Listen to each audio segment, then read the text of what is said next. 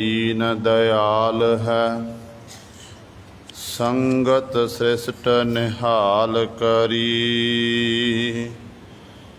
रामदास गुरु जग तारन को। गुर जोत अर्जन माहे तरी। रामदास गुरु जग तारन को। गुर जोत अर्जन माहे तरी। जग और न जाहे महातम में। अवतार उजागर आन कियो। तिनके दुख कोटक दूर गए। मथुरा जिम जिन अमृत नाम पियो। एह पद्धत ते मत चूकह रे मन। भेद विभेद न जान बियो। परतक्ष हृदय गुर अर्जन कै। हर पूरन ब्रह्म निवास लियो। परतक्ष हृदय गुर अर्जन कै। हर पूरन ब्रह्म निवास लियो। बाणी गुरु गुरु है बाणी। बिच बाणी अमृत सारे। गुर बाणी कहै सेवक जन मानै। परतख गुरु निस्तारे। सो कहो टल गुर सेवियै। अहनिस सहज सुभाए। दर्शन परसै गुरु कै। जन्म मरण दुख जाए। होवै सिफत खसामदी। नूर अरस हो कुरस हो झटिया। तुद डिठे सच्चे पातशाह। मल जन्म जन्म दी कटिया। सज्जन सच्चा पातशाह। सिर साहां साहो।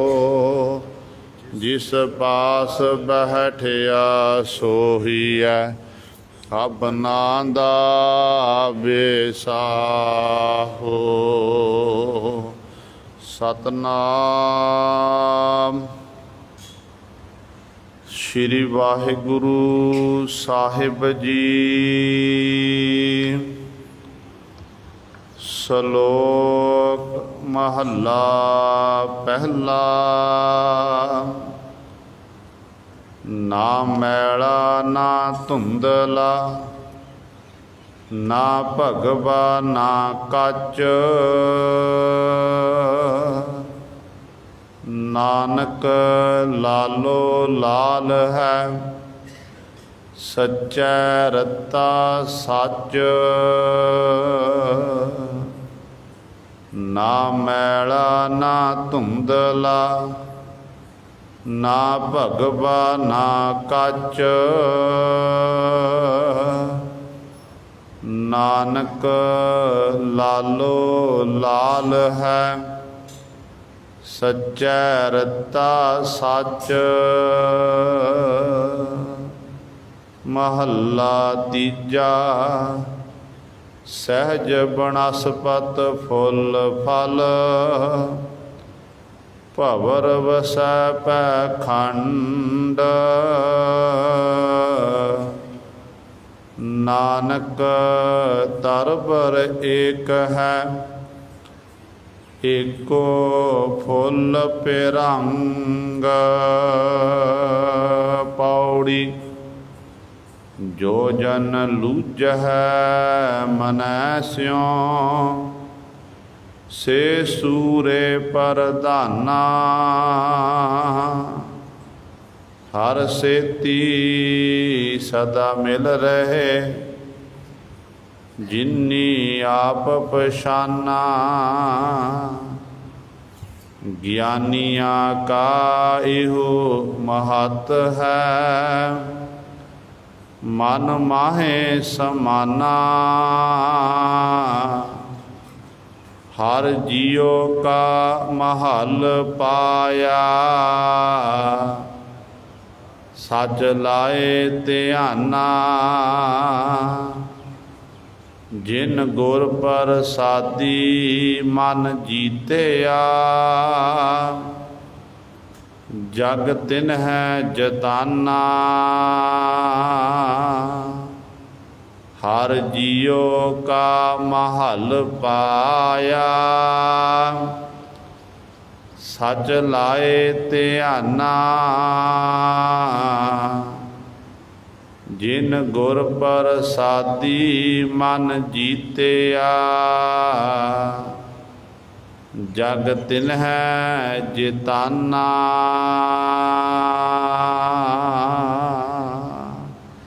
वाहिगुरु जी का खालसा, वाहिगुरु जी की फतेह। परम सन्मानयोग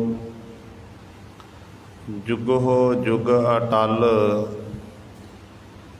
चबर छतर तख दे मालक। बाणी के बोहित जाहरा जहूर, हाजरा हजूर। सर्व कला समरथ, धन धन साहिब श्री गुरु ग्रंथ साहिब।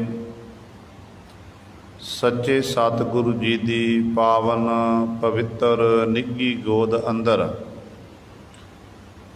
जुड़ बैठे गुरु रूप गुरु सवारे खालसा साध संगत जीओ। आपां सारे ही बड़भागे हाँ, जो दशमेश पिता गुरु कलगीधर सतगुरु अमृत के दाते सर्वांश दानी।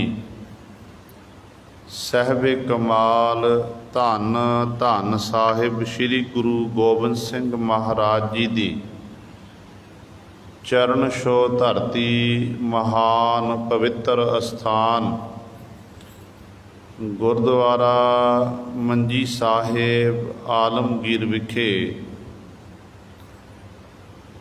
अमृत बेले तो हाजरियां भर के सत संगत करके सतगुरु महाराज जी दियां खुशियां प्राप्त कर रहे हो। साहिबां दे पावन दरबार विच सजे हुए दीवाना विच आप जी ने सत्कार जो गुरु घर दे कीर्तनिया पासों श्री आसा जी की वार दे कीर्तन श्रवण कीते हैं। सो आओ गुरु सवारियो, समा है जो चल रही लड़ीवार गुरबाणी दी कथा मारू राग दे विचों पहली वार दी आप जी विचार श्रवण करते आ रहे हैं। 1099 अंक ते धन साहिब श्री गुरु नानक देव महाराज 8वें श्लोक द्वारा साडे उत्ते बख्शिश कर रहे हैं। आओ अपनियां मन बिरतियां इकागर करिए, ध्यान गुरु चरणों नाल जोड़ीए ते गुरु महाराज जी दे पावन उपदेश नूं हिरदियां विच वसा के अपना जीवन सफला करिए। विचार प्रारंभ करन तो पहला करो सारे अपनी रसना पवित्र ते उचारण करो जी सतनाम श्री वाहिगुरु साहिब जी। श्लोक महला पहला। ना मैला ना धुंधला, ना भगवा ना कच, नानक लालो लाल है, सच्चे रता सच। जो आप जी ने पावन श्लोक श्रवण किया है, कल वाली विचार दे विच आप जी ने इस श्लोक की विचार श्रवण की सी, जिहदे विच धन धन साहिब श्री गुरु नानक देव महाराज जी उन्हां गुरमुखां दी नाम रस्सियां दी गल करदे ने, जिहड़े नाम रस्सीए परमेश्वर दे नाम रंग विच अभेद हन। क्योंकि एक हुंदा है, दास ने पहलां भी बेनती कीती है कि गुरबाणी दे विच दो प्रकार के रंगां की गल की गई है, एक कुसुंबे का रंग, एक मजीठी का रंग। कुसुंबे का रंग जिहदे बाबत बाबा फरीद साहबान जी कहते ने, हथ ना लाए कुसुंबड़ा जल जासी ढोला। कुसुंबे का रंग जिहड़ा है ये महकी पदार्थां लई वरतिया गया, माया दे लई वरतिया गया है। जिवें माया अज मेरे कोल है, कल तुहाडे कोल, परसों किसी होर को, चौथे किसी होर कोल, ये माया थिर नहीं रहिंदी है। कुसुंबे का रंग भी इस तरह ही है कि देखण नूं बड़ा सुंदर लगदा, दूर दूर तक लाटां पैंदियां ने, पर जदों थोड़ी जी धुप लग जाए, पानी लग जाए, तो ये जिहड़ा रंग है फिक्का पै जा, उड़ जाता है। सतगुरु कहते ने इस तरह ही जिहड़ा ये महकी पदार्थ हैं, एक कुसुंबे के रंग की न्याई हैं, अज हैं तो कल खत्म हो जाते हैं। जे सानू मालक ने कृपा की है, गुरु साहिबान ने बख्शिश की है, सानू चार प्रकार के पदार्थ देना कीते ने ना, तो साडा फर्ज बनता कि आपां गुरु साहिबान का धन्नवाद करिए, बार बार शुक्र करिए कि मालक जी आप जी ने बख्शिश करके सानू ये दातां देना कीतियां ने। पर हुंदा उल्ट है, ऐसा माया दे रंग में जीव खचत हो जाता कि जीव परमेश्वर का शुक्र नहीं करता, ना शुकरा बनया रहिंदा है। ना शुकरा बनया होने करके फिर ये माया है जीव ते हावी होंदी है। ते दूजा है मजीठी रंग। इत्थे पातशाह ने मजीठी रंग की भगती रूपी मजीठी रंग की गल की है, जिहड़े परमेश्वर के प्यारे ने ना, नाम जपते बंदगी करते हैं, उन्हां नूं फिर नाम का रंग चढ़दा। ते नाम का रंग ऐसा कि वो रंग कदे फिर फिक्का नहीं पैंदा, वो रंग मैला नहीं हुंदा, वो रंग सਦੀवी रहिंदा है। शरीर मुक जाते ने पर वो रंग गुरु सवारे खत्म नहीं हुंदा है। जो आपां इतिहास पढ़ीए, बहुत सारे ऐसे गुरमुख जन जिन्हां ने गुरु साहिबान दे लई अपने धर्म विच परपक्क रहण दे लई अपणियां शहादतां दा जाम पीना कीता, शहीद हो गए। पर गुरु सवारियो जिहड़ा नाम का रंग सी वो रंग नहीं उतरन दिता। ते सतगुरु कहंदे ने इस करके जिहड़े नाम रंग च रंगे हुंदे ने, तदाकार हुंदे हन, उन्हां दी अवस्था इहो जी बन जांदी है, वो सच्चे हच जता तदाकार हैं। ते उन्हां दा नाम नानक लालो लाल है कि रंगां विचों श्रेष्ठ रंग भगती रूपी मजीठी रंग उन्हें चढ़ जाता, गूढ़ा रंग चढ़ता है। ना कदे वो मैला हुंदा, ना धुंधला हुंदा है, ना भगवा हुंदा, ना कच्चा हुंदा है। भाव जिहड़े नाम जपण वाले बंदगी करन वालियां रूहां हुंदियां ने, जिहड़े उस मालक नाल एकमिक हो जाते ने, उन्हां नूं गुरु सवारे फिर विकारां रूपी मैल जिहड़ी है पोह नहीं सकती है। विछे बेकार उन्हां ते हावी नहीं हुंदे हन। ते इस तरह ही ना धुंधला तो भाव अज्ञानता कि नेत्रां दे विच भरम दे फुੱਲ इन्हां गुरमुखां दे पैंदे हन। वो गुरमुख अपने नेत्रां विचों अज्ञानता नूं दूर करके अपने हिरदे दे अंदर ज्ञान का प्रकाश कर लें। जिवें ज्ञान अंजन गुर दिया, अज्ञान अंधेर विनाश, हर किरपा ते संत भेटिया, ਨਾਨਕ ਮਨ ਪਰਗਾਸ। ਇਹੋ ਜਿਹੀ ਅਵਸਥਾ ਬਣ ਜਾਂਦੀ ਜਦੋਂ ਗੁਰੂ ਸਾਹਿਬਾਨ ਦੇ ਲੜ ਲੱਗਦੇ, ਗੁਰੂ ਗੁਰੂ ਜਪਦੇ, ਗੁਰੂ ਦੀ ਕਿਰਪਾ ਦੇ ਨਾਲ ਫਿਰ ਉਹਨਾਂ ਨੂੰ ਉਹ ਰੰਗ ਚੜ੍ਹਦਾ ਜਿਹੜਾ ਰੰਗ ਕਦੇ ਵੀ ਅਭੰਗ ਹੋਣ ਵਾਲਾ ਨਹੀਂ ਹੈ, ਖਤਮ ਹੋਣ ਵਾਲਾ ਨਹੀਂ ਹੈ। ਅਤੇ ਸਤਿਗੁਰੂ ਕਹਿੰਦੇ ਨੇ ਇਸ ਤਰ੍ਹਾਂ ਨਾ ਭਗਵਾ ਨਾ ਕੱਚ, ਉਹਨਾਂ ਵਿੱਚ ਕਿਸੇ ਪ੍ਰਕਾਰ ਦੀ ਕਚਿਆਈ ਨਹੀਂ ਰਹਿੰਦੀ। ਆਮ ਤੌਰ 'ਤੇ ਆਪਾਂ ਦੇਖਦੇ ਹਾਂ ਕਿ ਧਾਰਮਿਕ ਦੁਨੀਆ ਦੇ ਵਿੱਚ ਜਿੱਥੇ ਬਹੁਤ ਸਾਰੇ ਜੀਵ ਆਪਣੇ ਧਰਮ ਵਿੱਚ ਪਰਪੱਕ ਰਹਿਣ ਦੇ ਲਈ ਆਪਣੇ ਗੁਰੂ ਅੱਗੇ, ਆਪਣੇ ਇਸ਼ਟ ਅੱਗੇ ਅਰਦਾਸਾਂ ਬੇਨਤੀਆਂ ਕਰਦੇ ਨੇ, ਹਰ ਇੱਕ ਜੀਵ ਚਾਹੁੰਦਾ ਕਿ ਮੈਂ ਆਪਣੇ ਧਰਮ 'ਚ ਪਰਪੱਕ ਰਹਾਂ, ਪਰ ਸਾਰੇ ਨਹੀਂ ਰਹਿ ਸਕਦੇ ਗੁਰੂ ਸਵਾਰੇ। ਕੋਈ ਨਾ ਕੋਈ ਗਲਤੀ ਮਨੁੱਖ ਤੋਂ ਜੀਵਨ ਵਿੱਚ ਵਿਚਰਦਿਆਂ ਹੋ ਜਾਂਦੀ ਹੈ, ਜਿਸ ਕਰਕੇ ਫਿਰ ਉਹ ਆਪਣੇ ਧਰਮ ਤੋਂ, ਇਖਲਾਕ ਤੋਂ ਡਿੱਗ ਜਾਂਦੇ ਨੇ। ਜਿਹੜੇ ਆਪਣੇ ਧਰਮ ਤੋਂ ਇਖਲਾਕ 'ਤੇ ਡਿੱਗਦੇ ਨੇ, ਆਪਾਂ ਕਹਿੰਦੇ ਨੇ ਇਹਦੇ ਪਹਿਰੇ ਵਿੱਚ ਢਿੱਲਾਪਣ ਆ ਗਿਆ, ਕਚਿਆਈ ਆ ਗਈ ਹੈ। ਅਤੇ ਫਿਰ ਉਹ ਇਸ ਤਰ੍ਹਾਂ ਕੱਚੇ ਪਿੱਲਿਆਂ ਦੇ ਲੜ ਲਾ ਕੇ ਕੱਚੇ ਪਿੱਲੇ ਗਿਣੇ ਜਾਂਦੇ ਨੇ। ਪਰ ਜਿਹੜੇ ਨਾਮ ਰਸੀਏ ਨੇ, ਬੰਦਗੀ ਕਰਨ ਵਾਲੀਆਂ ਰੂਹਾਂ ਹਨ, ਉਹਨਾਂ ਵਿੱਚ ਕੱਚ ਨਹੀਂ ਆਉਂਦੀ ਗੁਰੂ ਸਵਾਰਿਆ।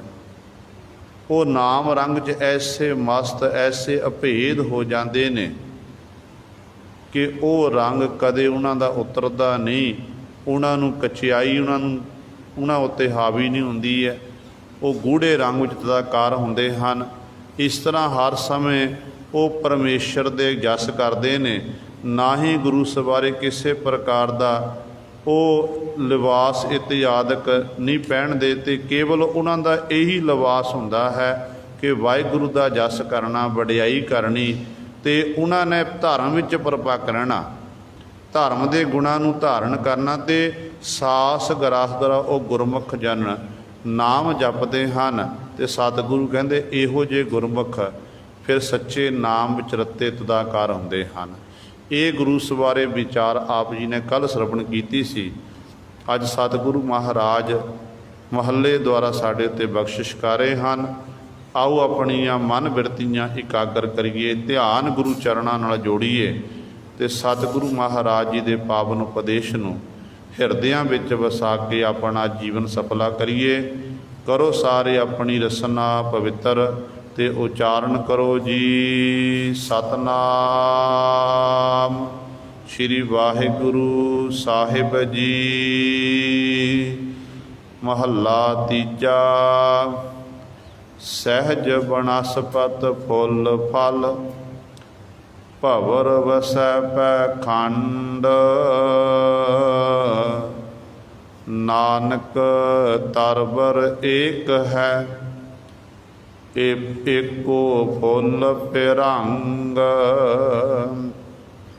ਤੀਸਰੇ ਪਾਤਸ਼ਾਹ ਧੰਨ ਧੰਨ ਸਾਹਿਬ ਸ਼੍ਰੀ ਗੁਰੂ ਅਮਰਦਾਸ ਪਾਤਸ਼ਾਹ ਮਹਾਰਾਜ ਬਖਸ਼ਿਸ਼ ਕਰ ਰਹੇ ਹਨ। ਜਿਨ੍ਹਾਂ ਨੂੰ ਨਾਮ ਦਾ ਰੰਗ ਚੜ੍ਹਦਾ, ਨਾਮ ਰੰਗ ਜਿਹੜੇ ਤਦਾਕਾਰ ਹੁੰਦੇ ਹਨ, ਉਹਨਾਂ ਗੁਰਮੁਖਾਂ ਦੀ ਅਵਸਥਾ ਤੀਸਰੇ ਪਾਤਸ਼ਾਹ ਮਹਾਰਾਜ ਬਿਆਨ ਕਰਦੇ ਨੇ। ਜਿਵੇਂ ਸਤਿਗੁਰੂ ਜੀ ਨੇ ਉਦਾਹਰਨ ਦੇਣਾ ਕੀਤੀ ਭਵਰੇ ਦੀ ਉਦਾਹਰਨ ਦੇਣਾ ਕੀਤੀ, ਕਿਉਂਕਿ ਭਵਰਾ ਜਿਹੜਾ ਹੈ ਫੁੱਲ ਦੀ ਸੁਗੰਧੀ ਲੈਣ ਲਈ ਬੈਠਦਾ, ਐਸਾ ਮਸਤ ਹੋ ਜਾਂਦਾ ਹੈ ਕਿ ਭਵਰੇ ਨੂੰ ਆਪਣੇ ਆਪ ਦੀ ਸੋਝੀ ਨਹੀਂ ਰਹਿੰਦੀ ਹੈ। ਫੁੱਲ ਦੀਆਂ ਪੰਖੜੀਆਂ ਬੰਦ ਹੋ ਜਾਂਦੀਆਂ, ਵਿੱਚੇ ਭਵਰਾ ਬੰਦ ਹੋ ਜਾਂਦਾ ਹੈ। ਸਵੇਰ ਵੇਲੇ ਮਾਲੀ ਆਉਂਦਾ ਅਤੇ ਮਾਲੀ ਗੁਰੂ ਸਰੋਂ ਫੁੱਲਾਂ ਨੂੰ ਤੋੜਦਾ, ਅਤੇ ਉਹਨਾਂ ਫੁੱਲਾਂ ਦਾ ਅਰਕ ਕੱਢਿਆ ਜਾਂਦਾ, ਅਤੇ ਨਾਲ ਭਵਰੇ ਦਾ ਵੀ ਅਰਕ ਨਿਕਲ ਜਾਂਦਾ ਹੈ। ਭਾਵ ਭਵਰਾ ਜਿਹੜਾ ਹੈ ਉਸ ਫੁੱਲ ਨਾਲ ਇੰਨਾ ਪ੍ਰੇਮ, ਸੁਗੰਧੀ ਨਾਲ ਇੰਨਾ ਪ੍ਰੇਮ ਹੈ, ਉਹਨੂੰ ਆਪਣੇ ਆਪ ਦੀ ਸੋਝੀ ਨਹੀਂ ਰਹਿੰਦੀ, ਉਹ ਆਪਣਾ ਆਪ ਕੁਰਬਾਨ ਕਰ ਦਿੰਦਾ ਹੈ। ਸਤਿਗੁਰੂ ਮਹਾਰਾਜ ਨੇ ਇਹ ਦੇਖਿਆ, ਪਿਆਰ ਦੇਖਿਆ, ਅਤੇ ਪਿਆਰ ਦੇ ਕੇ ਪਾਤਸ਼ਾਹ ਨੇ ਉਦਾਹਰਣ ਦੇ ਕੇ ਸਾਨੂੰ ਸਮਝਾ ਰਹੇ ਨੇ। ਅਤੇ ਪਾਤਸ਼ਾਹ ਕਹਿੰਦੇ ਨੇ ਸਹਿਜ ਬਨਸਪਤ ਫੁੱਲ ਫਲ, ਭਵਰ ਵਸੈ ਪੈਖੰਡ। ਸਹਿਜ ਜਿਹੜੀ ਆਤਮਿਕ ਅਡੋਲਤਾ ਵਾਲੀ ਅਵਸਥਾ, ਜਦੋਂ ਜੀਵ ਨੂੰ ਆਤਮ ਅਡੋਲਤਾ ਵਾਲੀ ਅਵਸਥਾ ਪ੍ਰਾਪਤ ਹੋ ਜਾਂਦੀ ਨਾ, ਤੇ ਜਿਵੇਂ ਵਰਖਾ ਪੈਣ ਦੇ ਨਾਲ ਬਨਸਪਤੀ ਜਿਹੜੀ ਹੈ ਹਰੀ ਭਰੀ ਹੋ ਜਾਂਦੀ ਹੈ। ਜਿੰਨੇ ਵੀ ਘਾਹ ਫੂਸ ਹਨ, ਦਰੱਖਤ ਹਨ, ਉਹਨਾਂ ਨੂੰ ਪਾਣੀ ਮਿਲਦਾ, ਪਾਣੀ ਉਹਨਾਂ ਦੀ ਖੁਰਾਕ ਹੈ, ਅਤੇ ਉੱਥੇ ਹਰਿਆਵਲੀ ਛਾ ਜਾਂਦੀ ਹੈ। ਅਤੇ ਸਤਿਗੁਰੂ ਕਹਿੰਦੇ ਇਸੇ ਤਰ੍ਹਾਂ ਜਿਹੜੇ ਨਾਮ ਰੰਗ ਵਿੱਚ ਤਦਾਕਾਰ ਹੋ ਜਾਂਦੇ, ਅਭੇਦ ਹੋ ਜਾਂਦੇ ਨੇ, ਉਹਨਾਂ ਨੂੰ ਫਿਰ ਇਹੋ ਜਿਹਾ ਨਾਰਾਮ ਦਾ ਰੰਗ ਚੜ੍ਹਦਾ ਕਿ ਮਾਨੋ ਉਹਨਾਂ ਦੇ ਅੰਦਰ ਜਿਵੇਂ ਬਨਸਪਤੀ ਦੀ ਨਿਆਈ ਅਨੇਕਾਂ ਪ੍ਰਕਾਰ ਦੇ ਫੁੱਲ, ਅਨੇਕਾਂ ਪ੍ਰਕਾਰ ਦੇ ਫਲ ਜਿਹੜੇ ਨੇ ਸ਼ੁਭ ਗੁਣਾ ਰੂਪੀ ਫੁੱਲ, ਸ਼ੁਭ ਗੁਣਾ ਰੂਪੀ ਫਲ ਇਹ ਹਿਰਦੇ ਦੇ ਅੰਦਰ ਪੈਦਾ ਹੋ ਜਾਂਦੇ ਹਨ। ਅਤੇ ਭਵਰ ਵਸੈ ਭੈ ਖੰਡ, ਕਹਿੰਦੇ ਜਿਹੜਾ ਇਹ ਜੀਵ ਰੂਪੀ ਭਵਰਾ ਨਾ, ਇਹ ਜੀਵ ਰੂਪੀ ਭਵਰਾ ਕਹਿੰਦੇ ਇਸ ਪ੍ਰਕਾਰ ਉਸ ਹਿਰਦੇ ਰੂਪੀ ਘਰ ਦੇ ਵਿੱਚ ਵਸਦਾ ਅਤੇ ਪਰਮੇਸ਼ਰ ਦੇ ਭੈ ਦੇ ਵਿੱਚ ਰਹਿ ਕੇ ਆਪਣੇ ਜੀਵਨ ਨੂੰ ਬਤੀਤ ਕਰਦਾ ਹੈ।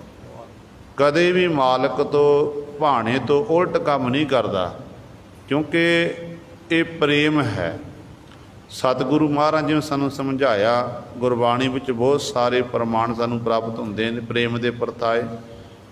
ਗੁਰੂ ਸਾਹਿਬਾਨ ਜੀ ਫਰਮਾਨ ਕਰਦੇ ਨੇ, ਕਿਉਂ ਜਿਉਂ ਮੱਛਲੀ ਬਿਨ ਪਾਣੀ ਹੈ, ਕਿਉਂ ਜੀਵਨ ਪਾਵੈ, ਬੂੰਦ ਬਿਹੂਣਾ ਚਾਤ੍ਰਿਕੋ, ਕਿਉਂ ਕਰ ਤ੍ਰਿਪਤਾਵੈ, ਨਾਦ ਕੁਰੰਕ ਹੈ ਬੇਦਿਆ, ਸਨਮੁਖ ਉਠ ਧਾਵੈ, ਭਵਰ ਲੋਭੀ ਕੁਸਮ ਬਾਸ ਕਾ, ਮਿਲ ਆਪ ਬੰਧਾਵੈ। ਸਤਿਗੁਰੂ ਮਹਾਰਾਜ ਨੇ 3-4 ਜੀਵਾਂ ਦੀ ਗੱਲ ਕਰਕੇ ਉਹਨਾਂ ਦਾ ਪ੍ਰੇਮ ਦੇਖ ਕੇ ਸਤਿਗੁਰੂ ਜੀ ਨੇ ਸਮਝਾਉਣਾ ਕੀਤਾ ਕਿ ਗੁਰਮੁਖ ਜਨਾਂ ਦਾ ਜੀਵਨ ਕਿਹੋ ਜਿਹਾ। ਗੁਰਮੁਖ ਜਨ ਜਿਹੜੇ ਨੇ ਕਿੰਨਾ ਕੁ ਪ੍ਰੇਮ ਉਸ ਮਾਲਕ ਨਾਲ ਕਰਦੇ ਨੇ।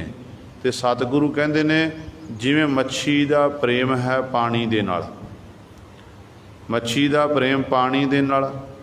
ਮੱਛੀ ਨੂੰ ਗੁਰੂ ਸਵਾਰਿਓ ਜਦੋਂ ਮਛਿਆਰਾ ਪਕੜਦਾ ਹੈ, ਪਕੜ ਕੇ ਮੱਛੀ ਨੂੰ ਬਾਜ਼ਾਰ 'ਚ ਵੇਚਿਆ ਜਾਂਦਾ, ਖਰੀਦਣ ਵਾਲਾ ਖਰੀਦ ਕੇ ਲੈ ਜਾਂਦਾ, ਅਤੇ ਉਸੇ ਹੀ ਮੱਛੀ ਨੂੰ ਫਿਰ ਘਰ ਵਿੱਚ ਉਹਦਾ ਭੋਜਨ ਬਣਾਇਆ ਜਾਂਦਾ, ਮਾਸ ਬਣਾਇਆ ਜਾਂਦਾ।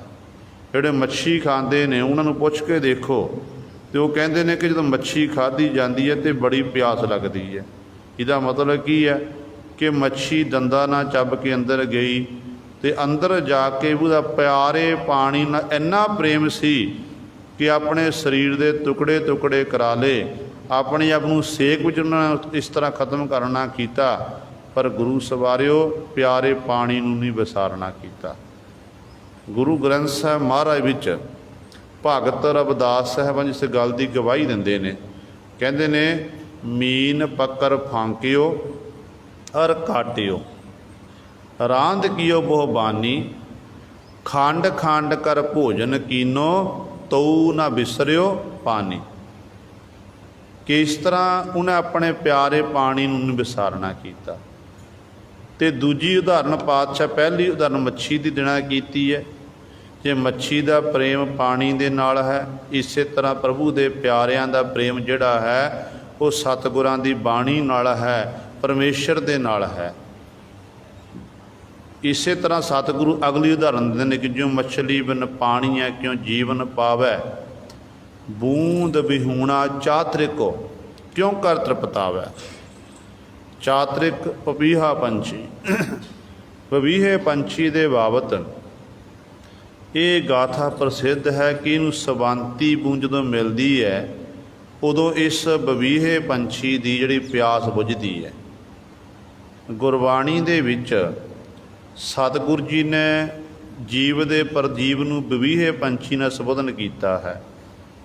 ਜਿਵੇਂ ਆਪਾਂ ਸਤਿਗੁਰੂ ਦੇ ਬਚਨ ਪੜ੍ਹਦੇ ਹਾਂ ਨਾ, ਧੰਨ ਗੁਰੂ ਗ੍ਰੰਥ ਸਾਹਿਬ ਮਹਾਰਾਜ ਕਹਿੰਦੇ ਨੇ ਬਵੀਹਾ ਅੰਮ੍ਰਿਤ ਵੇਲੇ ਬੋਲਿਆ, ਤਾ ਦਰ ਸੁਣੀ ਪੁਕਾਰ, ਮੇਘੈ ਨੋ ਫੁਰਮਾਨ ਹੋਆ, ਬਰਸੋ ਕਿਰਪਾ ਧਾਰ। ਜੀਵ ਰੂਪੀ ਬਵੀਹਾ ਅੰਮ੍ਰਿਤ ਵੇਲੇ ਬੋਲਿਆ। ਅੰਮ੍ਰਿਤ ਵੇਲੇ ਭਾਵ ਗੁਰਸਿੱਖ ਉੱਠਦਾ, ਪ੍ਰਭੂ ਦਾ ਪਿਆਰਾ ਉੱਠਦਾ, ਉੱਠ ਕੇ ਮੁੱਖੋਂ ਵਾਹਿਗੁਰੂ ਵਾਹਿਗੁਰੂ, ਉੱਠ ਕੇ ਮੁੱਖੋਂ ਸਤਿਗੁਰਾਂ ਦੀ ਬਾਣੀ ਪੜ੍ਹਦਾ। ਇੱਕ ਓੰਕਾਰ ਸਤਿਨਾਮ ਕਰਤਾ ਪੁਰਖ ਨਿਰਭਉ ਨਿਰਵੈਰ। ਇਸ ਤਰ੍ਹਾਂ ਉਸ ਮਾਲਕ ਨੂੰ ਚਰਨਾਂ ਵਿੱਚ ਜੀਵ ਰੂਪੀ ਬਵੀਹਾ ਫਰਿਆਦ ਕਰਦਾ ਕਿ ਪ੍ਰਮਾਤਮਾ ਕਿਰਪਾ ਕਰ, ਮੈਨੂੰ ਨਾਮ ਰੂਪੀ ਸਵੰਤੀ ਬੂੰਦ ਦੇਣਾ ਕਰ। ਸਵੰਤੀ ਬੂੰਦ ਦੇ ਤੇ ਪਰਮੇਸ਼ਰ ਉਹਦੀ ਫਿਰ ਪਿਆਸ ਦੇਖ ਕੇ, ਭਾਵਨਾ ਦੇਖ ਕੇ ਨਾਮ ਰੂਪੀ ਸਵੰਤੀ ਬੂੰਦ ਦਿੰਦਾ, ਜਿਸ ਕਰਕੇ ਉਸ ਜੀਵ ਰੂਪੀ ਬਵੀਹੇ ਦੀ ਪਿਆਸ ਬੁਝਦੀ ਹੈ। ਤੇ ਉਹ ਉਦਾਹਰਣ ਇੱਥੇ ਪਾਤਸ਼ਾਹ ਜੀ ਦੇ ਰਹੇ ਨੇ। ਕਹਿੰਦੇ ਨੇ ਬਿਉਂਦ ਵਿਹੂਣਾ ਚਾਤਰਿਕੋ ਕਿਉਂ ਕਰ ਤ੍ਰਿਪਤਾਵੈ। ਕਹਿੰਦੇ ਚਾਤਰਿਕ ਜਿਹੜਾ ਪਵੀਹਾ ਪੰਛੀ ਹੈ ਉਹ ਬਿਉਂਦ ਤੋਂ ਵਿਹੂਣਾ, ਜਦੋਂ ਸਵੰਤੀ ਬੂੰਦ ਨਹੀਂ ਮਿਲਦੀ ਉਦੋਂ ਬਿਨਾਂ ਕਿਵੇਂ ਤ੍ਰਿਪਤ ਹੋ ਸਕਦਾ ਹੈ, ਪਵ ਨਹੀਂ ਤ੍ਰਿਪਤ ਹੋ ਸਕਦਾ। ਉਹਦੀ ਪਿਆਸ ਉਦੋਂ ਬੁਝਣੀ ਹੈ ਜਦੋਂ ਨੂੰ ਸਵੰਤੀ ਬੂੰਦ ਮਿਲ ਜਾਵੇ। ਇੰਨਾ ਪ੍ਰੇਮ ਕਹਿੰਦੇ ਸਵੰਤੀ ਬੂੰਦ ਦੇ ਨਾਲ। ਤੀਸਰੀ ਉਦਾਹਰਨ ਦਿੰਦੇ ਨੇ ਕਿ ਨਾਦ ਕੁਰੰਕ ਹੈ ਵੇਦਿਆ ਸਨਮੁਖ ਢਾਵੈ। ਨਾਦ ਕੁਰੰਕ ਹੈ, ਪੁਰਾਣੇ ਸਮਿਆਂ ਦੇ ਵਿੱਚ ਜਦੋਂ ਸ਼ਿਕਾਰੀ ਮਿਰਗ ਨੂੰ ਪਕੜਦਾ ਸੀ ਨਾ, ਤੇ ਮਿਰਗ ਨੂੰ ਪਕੜਨ ਦੇ ਲਈ ਸ਼ਿਕਾਰੀ ਆਪਣਾ ਜਾਲ ਪਸਾਰਦਾ ਸੀ। ਉਹਦਾ ਜਾਲ ਕਿਹੋ ਜਿਹਾ ਹੁੰਦਾ ਸੀ? ਕਹਿੰਦੇ ਨੇ ਇੱਕ ਘੜਾ ਲੈ ਲੈਣਾ, ਢੱਕਣ ਨਾਲ ਚੰਗੀ ਤਰ੍ਹਾਂ ਉੱਤੋਂ ਬੰਦ ਕਰ ਦੇਣਾ, ਉਸ ਘੜੇ ਵਿੱਚ ਛੋਟਾ ਜਿਹਾ ਸੁਰਾਖ ਕੱਢਿਆ ਜਾਂਦਾ, ਉਸ ਸੁਰਾਖ ਦੇ ਰਾਹੀਂ ਅੰਦਰ ਝਾੜੂ ਦੇ ਤੀਲੇ ਜਿਹੜੇ ਉਹ ਘੁਮਾਏ ਜਾਂਦੇ ਨੇ। ਜੋ ਤੀਲੇ ਅੰਦਰ ਘੁੰਮਦੇ ਨੇ ਤੇ ਅੰਦਰੋਂ ਇੱਕ ਆਵਾਜ਼ ਨਿਕਲਦੀ ਹੈ ਜਿਹਨੂੰ ਘੰਡੇ ਹੇੜੇ ਦਾ ਸ਼ਬਦ ਆਖਿਆ ਜਾਂਦਾ ਹੈ। ਤੇ ਜਦੋਂ ਮਿਰਗ ਦੇ ਕੰਨਾਂ ਵਿੱਚ ਇਹ ਘੰਡੇ ਹੇੜੇ ਦੀ ਆਵਾਜ਼ ਪੈਂਦੀ ਨਾ, ਤੇ ਮਿਰਗ ਫਿਰ ਦੌੜਿਆ ਭੱਜਿਆ ਆਉਂਦਾ ਹੈ, ਆਪਣੇ ਆਪ ਹੀ ਸ਼ਿਕਾਰੀ ਦੇ ਜਾਲ ਵਿੱਚ ਫਸ ਜਾਂਦਾ। ਤੇ ਸਤਿਗੁਰੂ ਜੀ ਉਹਦਾ ਪ੍ਰੇਮ ਦੇਖ ਕੇ ਘੰਡੇ ਹੇੜੇ ਨਾਲ ਕਹਿੰਦੇ ਸ਼ਬਦ ਸੁਣਨ ਦੀ ਉਹਨੂੰ ਕਿੰਨੀ ਉਹਦੇ ਅੰਦਰ ਪ੍ਰੇਮ ਭਾਵਨਾ ਹੈ। ਕਹਿੰਦੇ ਜਿਸ ਕਰਕੇ ਉਹਨੇ ਆਪਣੇ ਆਪ ਨੂੰ ਬੰਧਾਣਾ ਕੀਤਾ, ਪਰ ਉਸ ਸ਼ਬਦ ਨੂੰ ਛੱਡਣਾ ਨਹੀਂ ਕੀਤਾ ਹੈ। ਤੇ ਇਸੇ ਤਰ੍ਹਾਂ ਹੀ ਅਗਲੀ ਉਦਾਹਰਣ ਭਵਰੇ ਦੀ ਦਿੰਦੇ ਨੇ। ਕਹਿੰਦੇ ਨੇ ਬੂੰਦ ਵਿਹੂਣਾ ਚਾਤਰਿਕੋ ਕਿਉਂ ਕਰ ਤ੍ਰਿਪਤਾਵੈ। ਨਾਦ ਕਰੰਕ ਹੈ ਵੇਦਿਆ ਸਨਮੁਖ ਉਠ ਧਾਵੈ। ਭਵਰ ਲੋਭੀ ਕੁਸਮ ਬਾਸ ਕਾ ਮਿਲ ਆਪ ਬੰਧਾਵੈ। ਭਵਰਾ ਫੁੱਲ ਦੀ ਸੁਗੰਧੀ ਲੈਣ ਲਈ ਬੈਠਦਾ ਤੇ ਵਿੱਚੇ ਇੰਨਾ ਮਸਤ ਹੋ ਜਾਂਦਾ ਕਿ ਵਿੱਚੇ ਭਵਰਾ ਬੰਦ ਹੋ ਜਾਂਦਾ ਹੈ। ਤੇ ਸਤਿਗੁਰੂ ਕਹਿੰਦੇ ਇਸੇ ਤਰ੍ਹਾਂ ਤਿਉ ਸੰਤ ਜਨਾ ਹਰ ਪ੍ਰੀਤ ਹੈ ਦੇਖ ਦਰਸ ਅਗਾਵੈ। ਰੱਬ ਦੇ ਪਿਆਰੇ ਸੰਤ ਜਨਾਂ ਦੀ, ਗੁਰਮੁਖਾਂ ਦੀ ਪ੍ਰਭੂ ਨਾਲ, ਗੁਰੂ ਨਾਲ ਪ੍ਰੀਤੀ ਹੈ। ਉਹ ਹਰ ਸਮੇਂ ਆਪਣਾ ਆਪ ਕੁਰਬਾਨ ਕਰਨ ਲਈ ਤਿਆਰ ਹੋ ਜਾਂਦੇ ਨੇ, ਪਰ ਇੱਕ ਉਹਨਾਂ ਦੇ ਅੰਦਰ ਤਮਾ ਹੁੰਦੀ ਹੈ, ਇੱਛਾ ਹੁੰਦੀ ਹੈ ਕਿ ਸਾਨੂੰ ਪ੍ਰਭੂ ਦਾ ਪਿਆਰ ਜਿਹੜਾ ਹੈ ਉਹ ਸਾਨੂੰ ਪ੍ਰਾਪਤ ਹੋ ਜਾਵੇ। ਸਾਨੂੰ ਹੋਰ ਕੁਝ ਨਹੀਂ ਚਾਹੀਦਾ ਮਾਲਕ ਜੀ, ਤੇਰਾ ਪ੍ਰੇਮ ਚਾਹੀਦਾ ਹੈ। ਤੇਰੇ ਪ੍ਰੇਮ ਦੇ ਆਪਾਂ ਸਦਕੇ ਜਾਂਦੇ ਹਾਂ। ਤੇ ਇਸ ਤਰ੍ਹਾਂ ਉਹ ਜਿਹੜੇ ਗੁਰਮੁਖ ਜਨ ਨੇ ਆਪਣਾ ਆਪ ਕੁਰਬਾਨ ਕਰ ਦਿੰਦੇ ਨੇ, ਕਦੇ ਗੁਰੂ ਸਰ ਆਪਣੇ ਧਰਮ ਨੂੰ ਤਿਆਗਦੇ ਨੇ, ਪ੍ਰੇਮ ਦੇ ਵਿੱਚ ਫਰਕ ਨਹੀਂ ਪੈਣ ਦਿੰਦੇ। ਇਸੇ ਪ੍ਰਕਾਰ ਸਤਿਗੁਰੂ, ਕਿਉਂਕਿ ਜਿਹੜੇ ਜਿੰਨੇ ਵੀ ਆਪਾਂ ਜੀਵਾਂ ਦੀ ਗਾਥਾ ਸਰਵਣ ਕੀਤੀ ਹੈ ਤੇ ਇਹਨਾਂ ਦਾ ਇੱਕ ਅੰਗੀ ਪ੍ਰੇਮ ਹੈ। ਭਵਰਾ ਜਿਹੜਾ ਅੱਜ ਦੇਖੋ, ਜਿਵੇਂ ਭਵਰਾ ਜਿਹੜਾ ਹੈ, ਭਵਰਾ ਫੁੱਲ ਨੂੰ ਪਿਆਰ ਕਰਦਾ, ਸੁਗੰਧੀ ਨੂੰ ਪਿਆਰ ਕਰਦਾ ਹੈ, ਪਰ ਸੁਗੰਧੀ ਉਹਨੂੰ ਪ੍ਰੇਮ ਨਹੀਂ ਕਰਦੀ।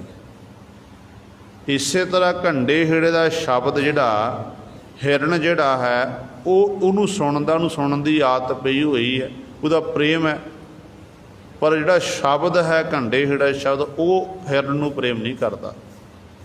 ਇਸੇ ਤਰ੍ਹਾਂ ਗੁਰੂ ਸਵਾਰਿਓ, ਜਿਹੜਾ ਚਾਤਰਿਕ ਵਿਵੀਹਾ ਪੰਛੀ ਹੈ ਉਹ ਸਵੰਤੀ ਬੂੰਦ ਲੋਚਦਾ, ਉਹਦੀ ਪਿਆਸ ਨਾ ਬੁਝਦੀ ਹੈ।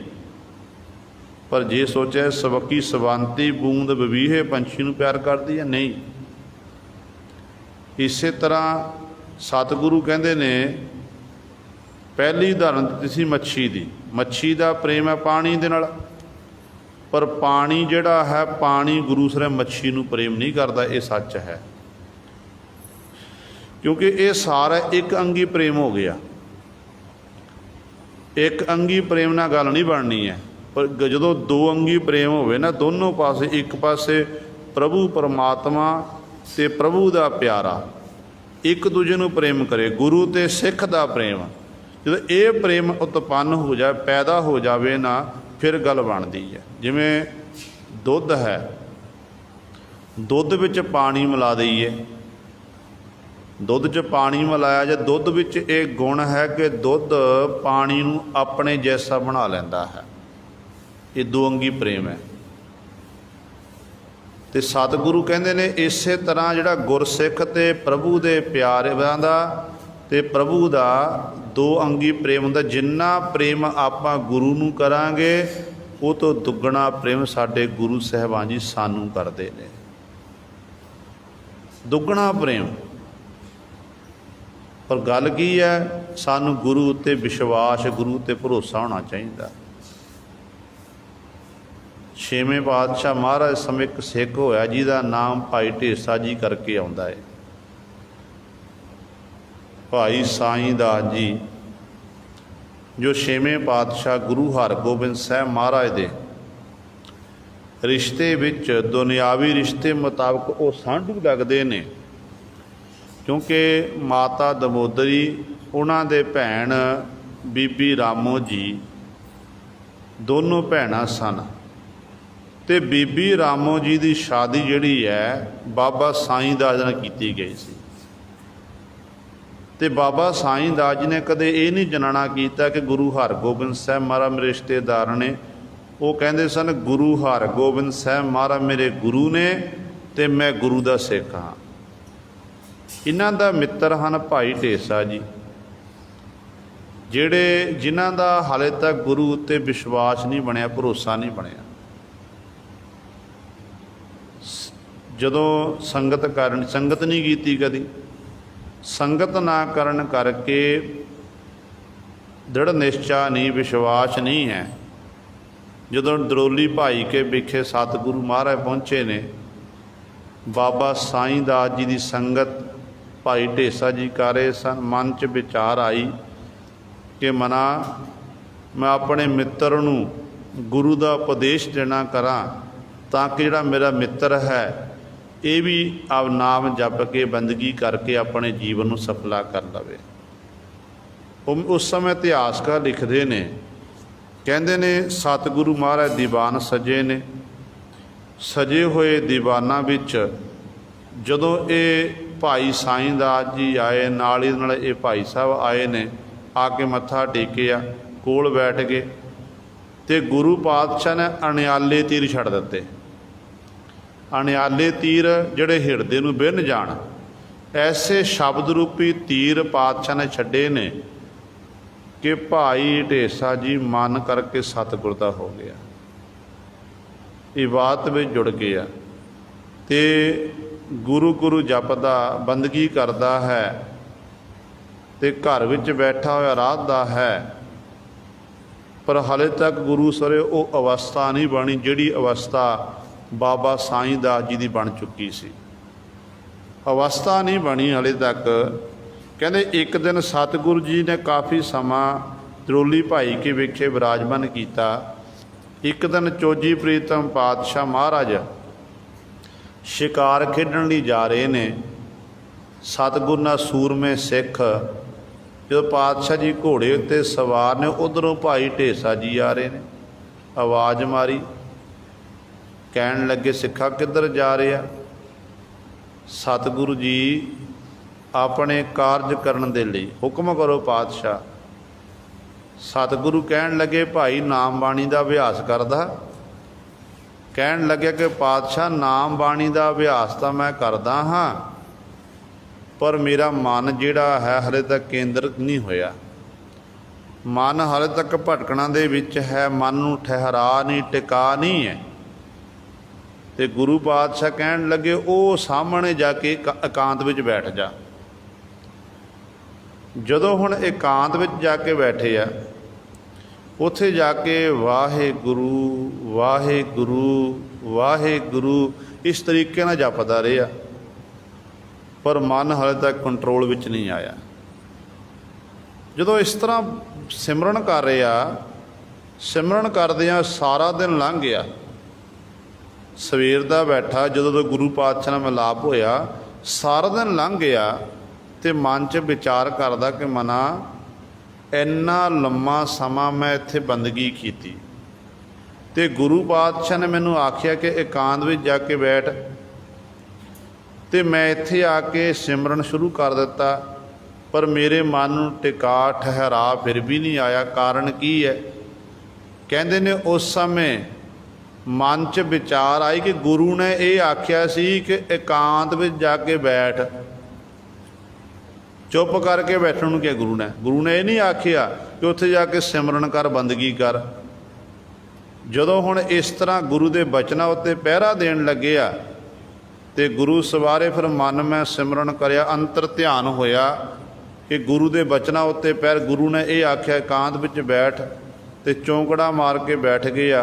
ध्यान जिहड़ा है गुरमूरत विच रख लिया। गुरु हरगोबिंद साहब महाराज स्वरूप अपने नेत्रां दे सामने इस तरह ध्यान धारण करके बैठ गया ते चौंकड़ा वज गया। जो चौंकड़ा वजिया तो फिर उन्होंने अपने आप की सोझी नहीं रही, अपने आप की सोझी नहीं रही। तो उस समय जदों फिर ये उठिया, काफ़ी लम्मा समय इस तरह बंदगी विच ही लंघ गया। हुण गुरु सर जवान, पहलां तो जबान ना बोलदा सी वाहिगुरू वाहिगुरू, जदों गुरु ने आख्या जी कि चुप करके एकांत विच बैठ, तो हुण मन अंदरों बोल रहा, हिरदे अंदरों अपने आप आवाज़ आ रही है, वाहिगुरू वाहिगुरू वाहिगुरू। इस तरह खेड़ वरती कि उदों फिर जिहड़ा अंदर नूं शांति प्राप्त होई। जिहड़ा मन इधर उधर दौड़िया भज्जिया फिरदा सी ना, मन फिर टिका विच ठहरा विच आया। जदों मन टिका ठहरा विच आया तो कहन लग्या कि अज गल बनी है। गुरु ने कृपा की, जे मैं गुरु के बचनां नूं कमाया तो गुरु ने मेरे उत्ते बख्शिश कर दी। दुबारा फिर सतगुरु महाराज की हजूरी विच पहुँचे, जाके सतगुरु नूं सजदा कीता, नमस्कार कीती है, ते गुरु पातशाह के चरणों च बेनती की कि पातशाह अज आप जी की बख्शिश हुई है। अज पता लग्या मेरे पातशाह जी कि नाम सिमरन है की है। सारी जिंदगी लंघी नाम सिमरन करदे आ, पर सतगुरु अंदर खेड़ नहीं वरती, कला नहीं वरती। ते अज मेरे पातशाह तुसां ने कृपा दृष्टि कीती, तुसां ने अनियाले तीर छड्डे, जिहड़े अनियाले तीर हिरदे नूं बिन्न गए। अज पातशाह जवान दे राही नहीं, अज मेरे हिरदे दे विचों आवाज़ आ रही बार बार वाहिगुरू वाहिगुरू दी। ते गुरु सवारियो ते ये फिर सतगुरु महाराज ने बख्शिश की। कहन लगे रहिंदे सवासां तक इसे तरह भाई सिमरन अभ्यास करना है। तो प्रेम पैदा हो गया गुरु के प्रति। उधर गुरु साहबान जी नूं प्यार करते हैं, इधर गुरु सवारे सतगुरु महाराज प्रेम करते हैं। अंतम सवासां तक ये गुरसिख सतगुरु का नाम जपदा रहा, सतगुरु के प्रेम दे विच ही भेद लीन रहा। सो सतगुरु महाराज इत्थे बचन करते हैं, कहते भाई जिस तरह ये दो अंगी प्रेम है गुरसिख ते गुरु का, सिख ते गुरु का दो अंगी प्रेम, तो सतगुर के दर ते वो प्रेम परव जो दोनों पासे हे सिख दे अंदर प्रेम पैदा हो गया। प्रेम की है? घर विच बैठे ने, मन कीता कि बाणी पढ़ीए, मन बाणी तां ही पढ़ी जाए जे गुरु के प्रति प्रेम है। मन कीता बाणी पढ़ीए ते बाणी पढ़न लग पे। मन कीता कि सिमरन करिए ते गुरु सवारे फिर सिमरन करन लग पिया। ते मन कीता चलो गुरु कलगीधर पातशाह के स्थान पर जाके हाज़री भरीए, क्योंकि जिन्ने भी आप सारे चल के आए ने इत्थे बैठे ने, कोई मत्था टेक के जा रहा, कोई आ रहा है, ये एवं नहीं आया जाता। ये गुरु के प्रति सिख की शरधा है, गुरु के प्रति सिख का प्रेम है। प्रेम तो बिना हाज़रियाँ नहीं भरियां जांदियां, ये सच है। वो वखरी गल है कि कई शरीर तो इत्थे बैठे ने, मन करके इधर दौड़े भजे फिरते हैं, ਉਹ ਗੁਰੂਸਰ ਅਵਸਥਾਵਾਂ ਬਣਦੀਆਂ ਨੇ। ਹੌਲੀ ਹੌਲੀ ਜਦੋਂ ਆਪਾਂ ਅਭਿਆਸ ਕਰਦੇ ਜਾਵਾਂਗੇ ਫਿਰ ਇਹ ਖੇਡਾਂ ਵਰਤਦੀਆਂ ਨੇ। ਅਤੇ ਇਹ ਨਹੀਂ ਕਿ ਇੱਕ ਦਿਨ 2 ਦਿਨ 10 ਦਿਨ ਆਪਾਂ ਆ ਜਾਈਏ ਫਿਰ ਪਿੱਛੇ ਹਟ ਜੇ। ਨਹੀਂ, ਜਿਹੜਾ ਸਿੱਖ ਦਾ ਪ੍ਰੇਮ ਕੈਸਾ ਹੈ, ਜਿਵੇਂ ਆਪਾਂ ਸਤਿਗੁਰ ਦੇ ਬਚਨ ਪੜ੍ਹਦੇ ਹਾਂ ਨਾ ਕਿ ਬਾਬਾ ਫਰੀਦ ਸਾਹਿਬਾਨ ਜੀ ਕਹਿੰਦੇ ਨੇ, ਫਰੀਦਾ ਗਲੀਏ ਜਿੱਕੜ ਦੂਰ ਘਰ, ਨਾਲ ਪਿਆਰੇ ਨੇਹੋ, ਚੱਲਾਂ ਤਾਂ ਭਿੱਜੈ ਕੰਬਲੀ, ਰਾਹਾਂ ਤਾਂ ਟੁੱਟੈ ਨੇਹੋ, ਭਿੱਜੋ ਸਿੱਜੋ ਕੰਬਲੀ, ਅੱਲ੍ਹਾ ਬਰਸੈ ਮੇਹੋ, ਜਾਏ ਮਿਲਾਂ ਤਿਨਾ ਸੱਜਣਾ, ਟੁੱਟੈ ਨਾਹੀ ਨੇਹ। ਕਹਿੰਦੇ ਨੇ ਬਾਬਾ ਫਰੀਦ ਸਾਹਿਬਾਨ ਜੀ ਮਸੀਤ ਵਿੱਚ ਨਵਾਜ਼ ਅਦਾ ਕਰਨ ਨਿਤਾਵਰਤੀ ਜਾਂਦੇ ਨੇ। ਅੱਜ ਖੁਦਾ ਦੀ ਇਬਾਦਤ ਕਰਨ ਲਈ ਘਰੋਂ ਤੁਰਨ ਲੱਗੇ, ਪਰਮਾਤਮਾ ਨੇ ਐਸੀ ਖੇਡ ਵਰਤਾ ਦਿੱਤੀ, ਬੜੀ ਤੇਜ਼ੀ ਦਾ ਝੱਖੜ ਚੱਲਿਆ ਅਤੇ ਨਾਲ ਵਰਖਾ ਹੋਣ ਲੱਗ ਪਈ। ਉੱਧਰ ਸਰਦੀ ਦੀ ਰੁੱਤ ਸੀ। ਸਰਦੀ ਦੀ ਰੁੱਤ ਹੋਣ ਕਰਕੇ ਬਾਬਾ ਫਰੀਦ ਸਾਹਿਬਾਨ ਜੀ ਨੇ ਆਪਣੇ ਸਰੀਰ ਉੱਤੇ ਕੰਬਲੀ ਦੀ ਬੁੱਕਲ ਮਾਰੀ ਹੋਈ ਹੈ। ਹੁਣ ਇੱਕ ਕਦਮ ਘਰ ਦੇ ਬਾਹਰ ਹਾਂ, ਦਰਵਾਜ਼ੇ ਵਿੱਚੋਂ, ਦਹਿਲੀਜ਼ ਵਿੱਚੋਂ, ਇੱਕ ਅੰਦਰ ਹੈ। ਜਦੋਂ ਬਾਹਰ ਕਦਮ ਰੱਖਦੇ ਨੇ ਅਤੇ ਵਰਖਾ ਹੈ, ਅਤੇ ਅੰਦਰ ਰੱਖਦੇ ਨੇ ਅਤੇ ਉਦੋਂ ਫਿਰ ਗੁਰੂ ਸਵਾਰੇ ਸੋਚਦੇ ਨੇ ਕੀ ਕਰੀਏ। ਮਨ ਜਿਹੜਾ ਵਿਚਾਰਾਂ ਵਿੱਚ ਖੁੱਭ ਗਿਆ ਕਿ ਹੁਣ ਕੀ ਕਰਨਾ ਕਰੀਏ। ਕਿ ਇੱਕ ਮਨ ਕਹਿ ਰਿਹਾ ਚੱਲ ਤੂੰ ਆਪਣੀ ਮਸੀਤ ਵਿੱਚ ਜਾ ਕੇ ਨਮਾਜ਼ ਅਦਾ ਕਰ। ਦੂਜਾ ਮਨ ਕਹਿ ਰਿਹਾ ਕਿ ਨਹੀਂ, ਬਾਹਰ ਜਾਵੇਗਾ ਤੇਰੀ ਕੰਬਲੀ ਗਿੱਲੀ ਹੋ ਜਾਵੇਗੀ, ਤੈਨੂੰ ਸਰਦੀ ਲੱਗ ਜਾਵੇਗੀ, ਤੂੰ ਤਿਲਕ ਕੇ ਡਿੱਗ ਸਕਦਾ ਹੈ, ਸੱਟ ਚੋਟ ਲੱਗ ਸਕਦੀ ਹੈ, ਚਿੱਕੜ ਹੈ ਗਲੀਆਂ ਵਿੱਚ। ਫਿਰ ਗੁਰੂ ਸਵਾਰੇ ਫਿਰ ਇੱਕ ਮਨ ਕਹਿ ਰਿਹਾ ਇੱਥੇ ਰੁਕ ਜਾ, ਦੂਜਾ ਮਨ ਕਹਿੰਦਾ ਨਹੀਂ, ਮੈਂ ਖੁਦਾ ਦੀ ਜਾ ਕੇ ਇਬਾਦਤ ਕਰਨੀ ਹੈ। ਜੇ ਅੱਜ ਨਹੀਂ ਗਿਆ ਤਾਂ ਖੁਦਾ ਨਾਲੋਂ ਮੇਰੀ ਪ੍ਰੀਤੀ ਟੁੱਟ ਜਾਣੀ ਹੈ। ਜਿਹੜਾ ਪ੍ਰੇਮ ਇੰਨੇ ਸਮੇਂ ਦਾ ਨਿੱਤ ਦਾ ਨਿਯਮ ਮੇਰਾ ਬਣਿਆ ਹੋਇਆ ਹੈ, ਨਿੱਤ ਦੇ ਨਿਯਮ ਵਿੱਚ ਜਿਹੜੇ ਹੈ ਉਹ ਫਰਕ ਪੈ ਜਾਵੇਗਾ। ਅਤੇ ਫਰੀਦ ਸਾਹਿਬਾਨ ਜੀ ਨੇ ਫਿਰ ਜਾ ਕੇ ਇਬਾਦਤ ਕੀਤੀ। ਹੁਣ ਜੇ ਆਪਾਂ ਇਹਦੇ ਅੰਤਰੀਵ ਬਾਰੇ ਵਿਚਾਰ ਦੇਖੀਏ, ਫਰੀਦਾ ਗਲੀਏ ਚਿੱਕੜ ਦੂਰ ਘਰ, ਨਾਲ ਪਿਆਰੇ ਨੇਹ, ਚੱਲਾਂ ਤਾਂ ਭਿੱਜੈ ਕੰਬਲੀ, ਰਾਹਾਂ ਤਾਂ ਟੁੱਟੈ ਨੇਹੋ।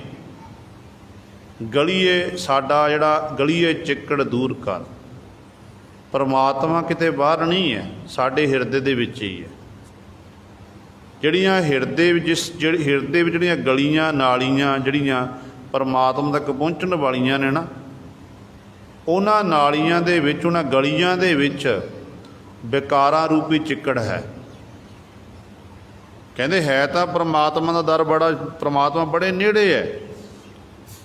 ਉਹ ਗਲੀਆਂ ਹੈ ਛੋਟੀਆਂ ਨੇ, ਪਰ ਉਹਦਾ ਜਿਹੜਾ ਪੈਂਡਾ ਹੈ, ਪੈਂਡੇ ਉੱਤੇ ਤੈਅ ਹੋਣਾ ਅਤੇ ਪੈਂਡੇ ਉੱਤੇ ਤੁਰ ਕੇ ਜਾਣਾ, ਆਪਣੀ ਮੰਜ਼ਿਲ ਤੱਕ ਪਹੁੰਚਣਾ, ਅਤੇ ਉਹ ਰਸਤਾ ਬੜਾ ਬਿਖਮ ਹੈ। ਬਿਖਮ ਕਿਉਂ ਹੈ? ਕਿਉਂ ਉਹਦੇ ਹਿਰਦੇ ਅੰਦਰ, ਉਹਨਾਂ ਗਲੀਆਂ ਵਿੱਚ ਵਿਕਾਰਾਂ ਦਾ ਚਿੱਕੜ ਹੈ, ਵਿਸ਼ਿਆਂ ਦਾ ਚਿੱਕੜ ਹੈ। ਵਿਸ਼ੇ ਵਿਕਾਰਾਂ ਦਾ ਚਿੱਕੜ ਹੋਣ ਕਰਕੇ ਜਿਹੜਾ ਪਿਆਰੇ ਦਾ ਜਿਹੜਾ ਘਰ ਹੈ ਨਾ, ਉਹ ਬੜਾ ਦੂਰ ਜਾਪਦਾ।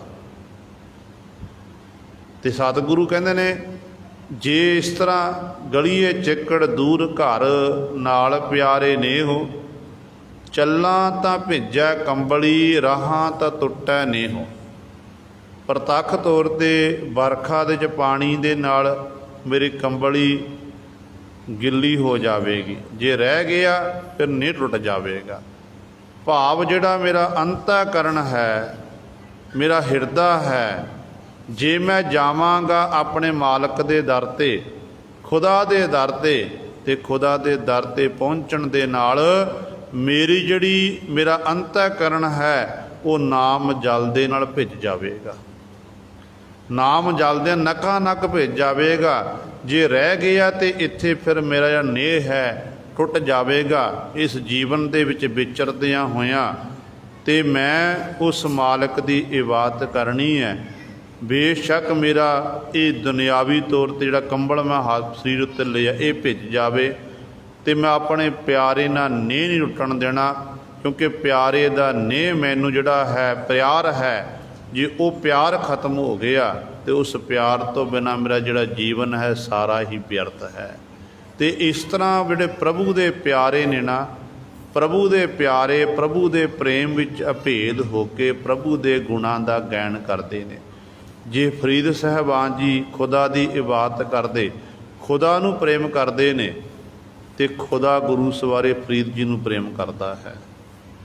जिन्ना प्रेम आपां गुरु नूं परमेश्वर नूं करांगे तो परमेश्वर गुरु साहबान जी चौगुना प्रेम अगे अपने गुरसिखां नूं करते हैं। इतिहासक घटना आप जी ने एक साझी करते हैं। छेवें पातशाह गुरु हरगोबिंद साहब महाराज ਅੰਮ੍ਰਿਤਸਰ ਸਾਹਿਬ ਦੀ ਧਰਤੀ ਤੇ ਬਿਰਾਜਮਾਨ ਨੇ। घर ਦੇ ਵਿੱਚ ਬੀਬੀ ਬੀਰੋ ਜੀ ਦੇ ਵਿਆਹ ਦੇ ਸਮਾਗਮ ਚੱਲ ਰਹੇ ਨੇ। ਸਮਾਂ ਨਿਯਤ ਕੀਤਾ ਗਿਆ कि फलाने दिन बरात आनी है, शादी होवेगी। ब्याह तो पहला ना घर विच मठियाइयां तैयार हो रही ने, अनेकों प्रकार दीयां मठियाइयां तैयार कीतियां जा रही ने। तो इस तरह माता दमोदरी जी सारी देख रेख कर रहे ने। उधरों गुरु सवारे बड़े दूरों दराडों चल के संगत आई है गुरु पातशाह की हजूरी विच। मत्था टेकिया पातशाह नूं ते कुदरती तौर पर लंगर तैयार होने लई हले समा लगना सी। ते सतगुरु गुरु हरगोबिंद साहब महाराज आखण लगे, कहन लगे कि भाई लंगर तैयार होने वास्ते बड़ा समा लगेगा। जिन्नी जिहड़ी अंदर मठियाई पई होई ना, मठियाई चुक के लैके आओ ते साडियां संगतां नूं मठियाई छकाओ। जो सतगुरु ने बचन किए तो सिख गया, जाके माता दमोदरी जी नूं बेनती की। तो माता दमोदरी दे मन विच अपने जिहड़ा लड़की दी शादी सी भी मात बीबी बीरो जी दी, तो ये हर एक माँ का सुपना हुंदा कि मेरे बच्ची दी शादी विच किसी प्रकार का विघन ना पवे। बराती सज्जन आण उन्हां दी आपां चंगी तरह टहल सेवा कर सकीए। तो माता दमोदरी जी ने अगों आख दिता, कहन लगी ये जिहड़ी मठियाई है ना, ये बराती सज्जणा वास्ते है, संगत लई होर तैयार की जाएगी, संगत लई लंगर तैयार किया जाएगा। ये जिहड़ी मठियाई है बराती सज्जणा नूं छकाई जाएगी। सिख ने जाके अगों सतगुरू नूं दसता कि पातशाह जी माता जी ने इस तरह वचन कीते ने कि बरात वास्ते सारी मठियाई रखी हुई है। तो गुरु हरगोबिंद साहब महाराज उस समय कहन लगे, जिहड़ी मठियाई साडी सिख संगत ना छक सके, कहन लगे वो बराती सज्जण भी नहीं छकणगे। धन गुरु हरगोबिंद साहब वचन ने, कहते वो बराती सज्जण भी नहीं छक सकणगे, इन्हां नूं तुर के ही खाणगे। घोड़ियां दीयां पोड़ां थल्ले ये सारी मठियाई खराब होवेगी। तो गुरु सवारियो फिर सतगुर दे बचन सत भी होए। जदों गुरु हरगोबिंद साहब महाराज अपने जीवन काल का पहला युद्ध किला लोहगढ़ अमृतसर साहब की धरती ते सतगुरु जी का मुगल सिखां दे नाल 7000 फौज लैके आया सी। ते पातशाह का मुकाबला होया, जित सतगुरु गुरु हरगोबिंद साहब महाराज की हुई है। पर बीबी बीरो जी की शादी सी ਉਹ ਅੰਮ੍ਰਿਤਸਰ ਨੂੰ ਛੱਡ ਕੇ ਝਬਾਲ नगर ਦੇ ਵਿੱਚ ਕਰਨੀ ਪਈ ਸੀ। ਤੇ ਉੱਥੇ ਉਹ ਸ਼ਾਦੀ ਕੀ ਜਿਹੜੀ ਮਠਿਆਈ ਸੀ ਨਾ, ਉਦੋਂ ਉਹ ਤੁਰਕਾਂ ਨੇ ਖਾਣਾ ਕੀਤੀ ਸੀ। ਘੋੜਿਆਂ ਦੀ ਪੋੜਾਂ ਥੱਲੇ ਅੱਖ ਖਰਾਬ ਹੋਈ ਸੀ। ਕਿੰਨਾ ਪ੍ਰੇਮ ਹੈ ਸਤਿਗੁਰ ਦਾ ਸਿੱਖਾਂ ਦੇ ਨਾਲ। ਇੱਕ ਪਾਸੇ ਸਤਿਗੁਰ ਦੀ ਪੁੱਤਰੀ ਦੀ ਸ਼ਾਦੀ ਤੇ ਦੂਜੇ ਪਾਸੇ ਪਾਤਸ਼ਾਹ ਦੀ ਸਿੱਖ ਸੰਗਤ ਹੈ।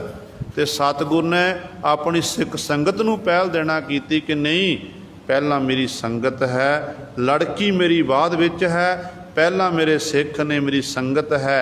संगत नाल सतगुर दा अथाह प्रेम सी, क्योंकि उन्हां संगतां दे विच नाम रसीए बैठे होए सन।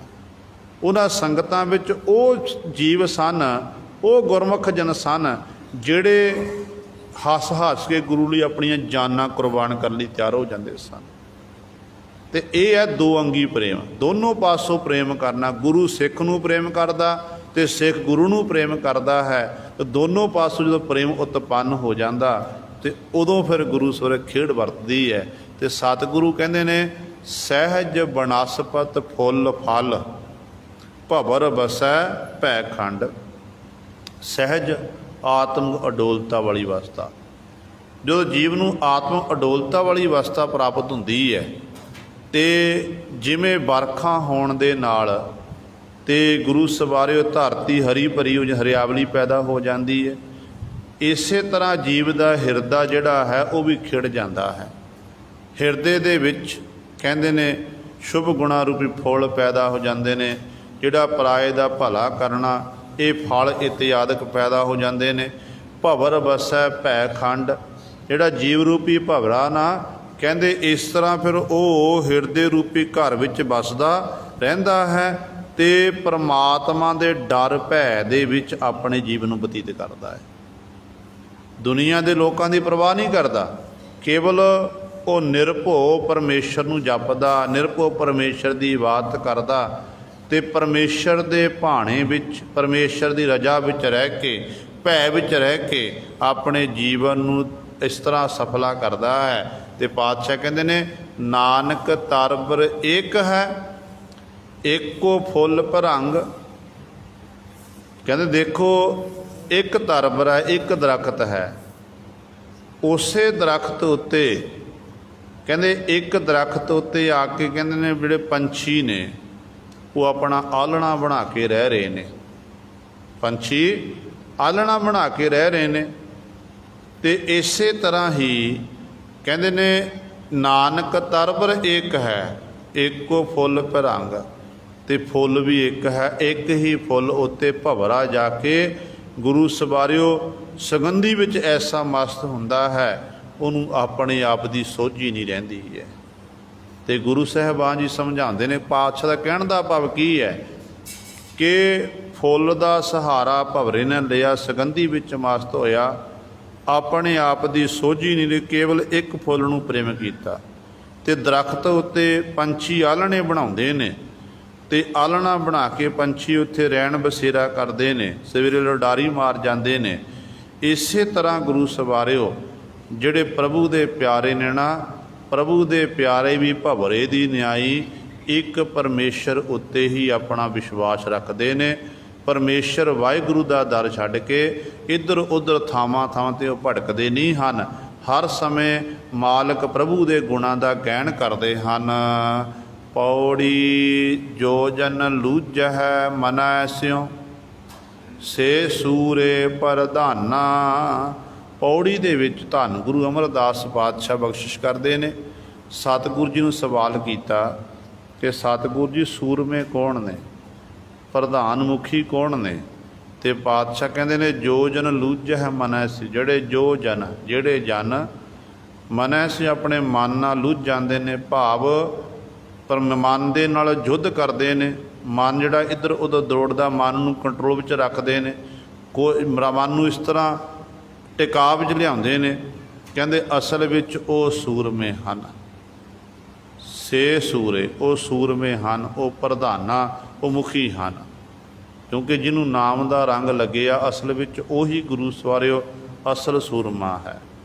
ਜਾ ਕੋ ਹਰ ਰੰਗ ਲਾਗੋ ਇਸ ਯੁਗ ਮੈਂ ਸੋ ਕਹੀਅਤ ਹੈ ਸੂਰਾ ਆਤਮ ਜਿਣੈ ਸਗਲ ਬਸ ਤਾਕੈ ਜਾ ਕਾ ਸਤਿਗੁਰ ਸੂਰਾ।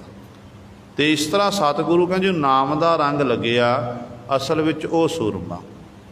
ਤੇ ਇੱਕ ਸੂਰਮਾ ਉਹ ਸੂਰਾ ਸੋ ਪਹਿਚਾਨੀ ਹੈ ਜੋ ਲਰੈ ਦੀਨ ਕੇ ਹੇਤ ਪੁਰਜਾ ਪੁਰਜਾ ਕੱਟ ਮਰੈ ਕਬੂ ਨਾ ਛਾਡੈ ਖੇਤ।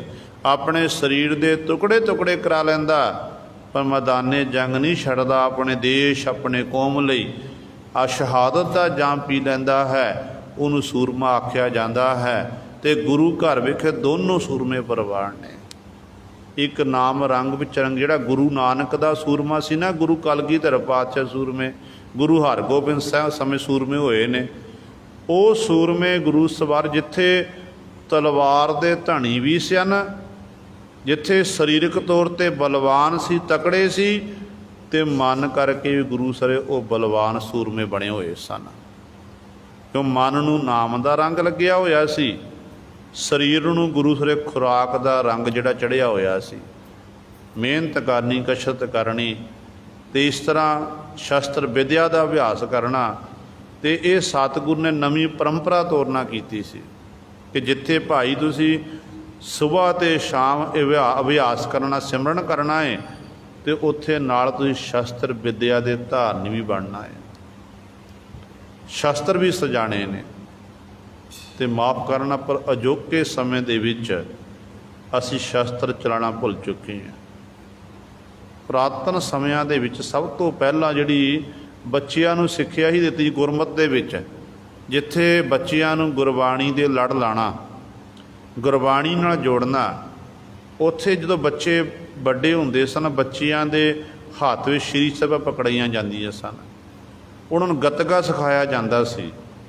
ਅਤੇ ਅੱਜ ਗੁਰੂ ਸਵਾਰੇ ਹੌਲੀ ਹੌਲੀ ਆਪਾਂ ਜਿਹੜੇ ਨੇ ਆਪਣੇ ਬੱਚਿਆਂ ਨੂੰ ਪਿੱਛੇ ਕਰਦੇ ਆ ਰਹੇ ਹਾਂ।